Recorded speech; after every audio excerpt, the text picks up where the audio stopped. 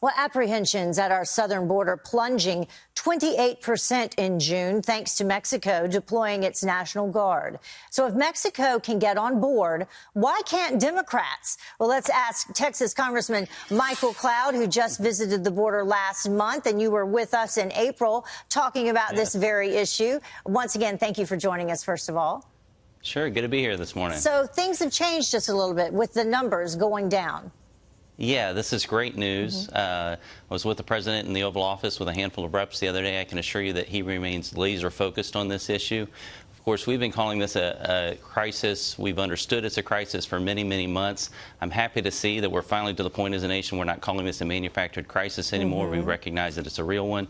But it's definitely Congress's job to act on this issue. The president's using every tool in his disposal to address the issue, but ultimately the core issues have to be resolved by Congress. Yeah, let's pull up a portion of the U.S.-Mexico partnership that is helping, as we said, in the decline in border apprehensions. It says we're working with Mexico to expand migrant protection protocols to allow the U.S. to more effectively assist legitimate asylum seekers and individuals fleeing persecution and deter migrants with false or meritless claims from making the journey. And that was one of the things that you talked with us about last time, the problem with the asylum seekers.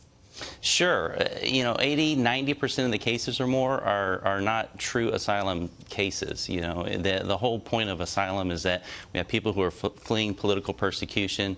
While we care and certainly have compassion for those people who are looking for just a better life, that's not what asylum laws are for. We have an immigration process for that. And so it's important we realize that true compassion would have been addressing the situation that we see, this humanitarian crisis we see at the border many, many months ago. And so compassion is proactive, it's not reactive, and so a lot of the rhetoric we see tossed around over the last couple of weeks in dealing with this situation, after calling it a manufactured crisis for several months, it's just unconscionable. True action would have been doing something about this when we could have avoided, the images we've seen over the last several weeks. The Republican Party and Donald Trump specifically was asking for, but as you said, Democrats refused to provide the money to supply the needs down there at the border. Here's some of the things that the Trump administration has done, the efforts that they've made. They deployed U.S. troops to the border, the Remain in Mexico policy, stationing of Mexican National Guard, as we discussed. What else can the Department of Homeland Security do without congressional approval? Well, there's a few things they can do. We sent a letter to the administration. A few of us reps got together and really dug down on this issue, realizing the impasse that Congress is at right now, and kind of dug down into what can be done. And so we sent a letter to the administration highlighting some of the things. Work visas being handed out to agents who aren't, or I should say to migrants who aren't here for a legitimate purpose. Why are we giving them work visas? Another one is training Customs Border Patrol agents to make the asylum cases, to be immigration judges, to be able to hear those cases, so that process isn't a 2 or 3 year process, but rather it's more of a 30-minute and a couple-hour process. Yeah, we have a backlog of what, 2 or 3 years and 800,000 cases at this point. Right. Yeah. And by then, 90% of the migrants don't show up, and so the president's working to address that issue as well. But there's a lot that can be done in the meantime, and so we got to keep pushing to make sure that this gets done. But ultimately, Congress has got to deal with the core issues here. Finally, DHS wanting to send 1,000 more National Guard members to help fight the border crisis in Texas. What exactly will they be doing, and are they still needed? Yeah, well, the Texas National Guard, I'm excited to see that request is in. The governor of Texas certainly tossed this idea out some weeks ago. And, if this was left up to Texas, we would have had this resolved a long time ago. But what's going to happen here is about 40 to 50% of agents across the border, instead of being at their post doing their job, the job that they signed up to do, the job that we've asked them to do, they're basically essentially doing paperwork, processing claims. And so the National Guard would be able to help support them in those efforts so that they can get back to doing the job that they're supposed to be doing, protecting our border. Congressman Cloud, thank you so much for joining us. We always appreciate having you with us. Oh, thank you. You have a good day. You too. Look, the number of people taken into custody along the southern border dropping in June, a decline that U.S. authorities say reflects the impact of Trump's hard push on Mexico to step up its immigration enforcement. Ken Cuccinelli serves as acting director of the U.S. Citizenship and Immigration Services. He joins us from D.C. to talk about the numbers. Good morning, sir. Good morning.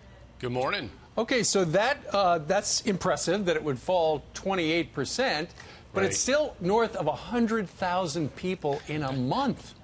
Right, we've gone from calamity to mere disaster.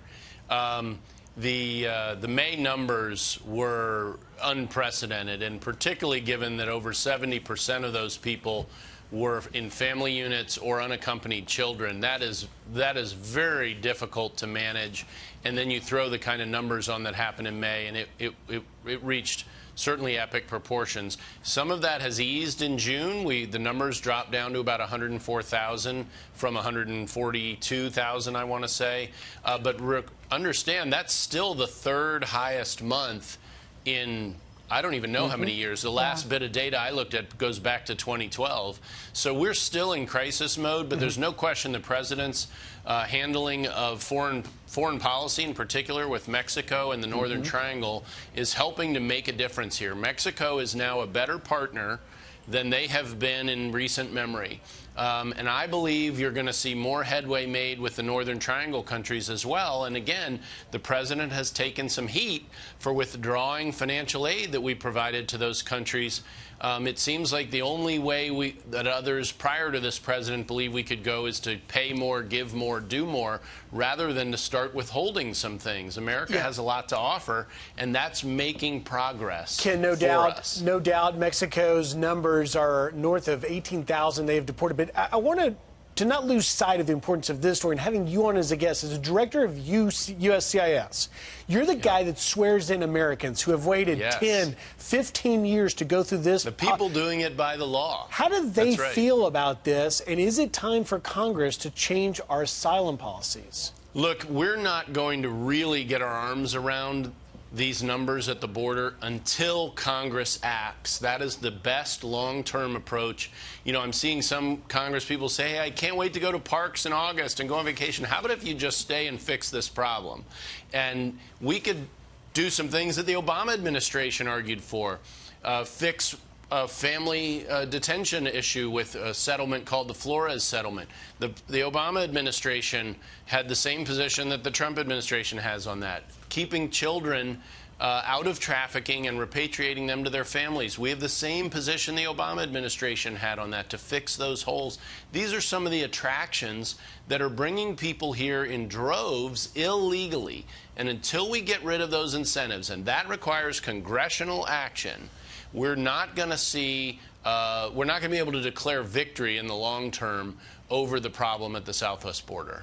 Ken, Alexandria Ocasio-Cortez has gone down to the border, has been very critical of what's happening down there, did not vote for that funding bill last month. She was on a radio show here in New York with David Remnick. This is what she had to say about DHS. Is not under DOJ. It's under the Department of Homeland Security. And so we have now... Would you get rid of Homeland Security, too? I think so. I think we need to undo a lot of the egregious mistakes that the Bush administration did.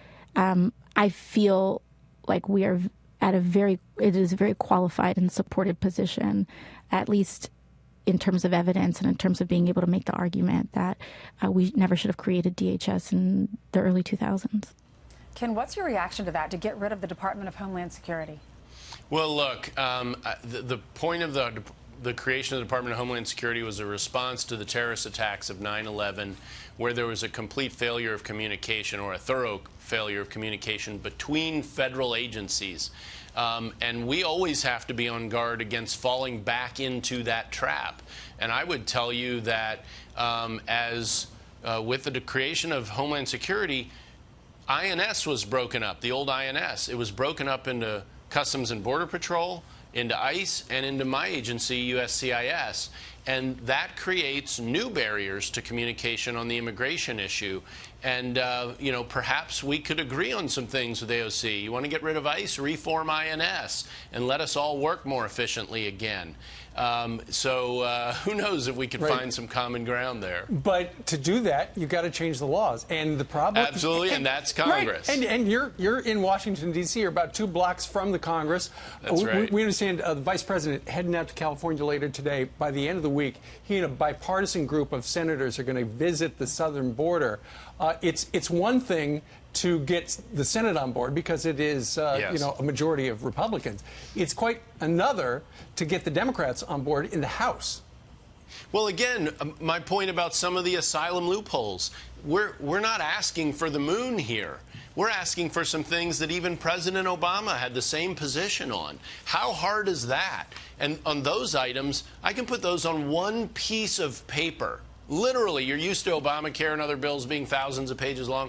I can write this on one piece of paper, and surely they can pass that without a committee hearing before they go on vacation and head to the beach and to the parks. Wouldn't that be a win for the president, something they don't want to hand him? Well, that's right, but God forbid we actually solve a problem. Now, these are the same people who were calling the crisis that we're all talking about now manufactured only a few months ago. Right.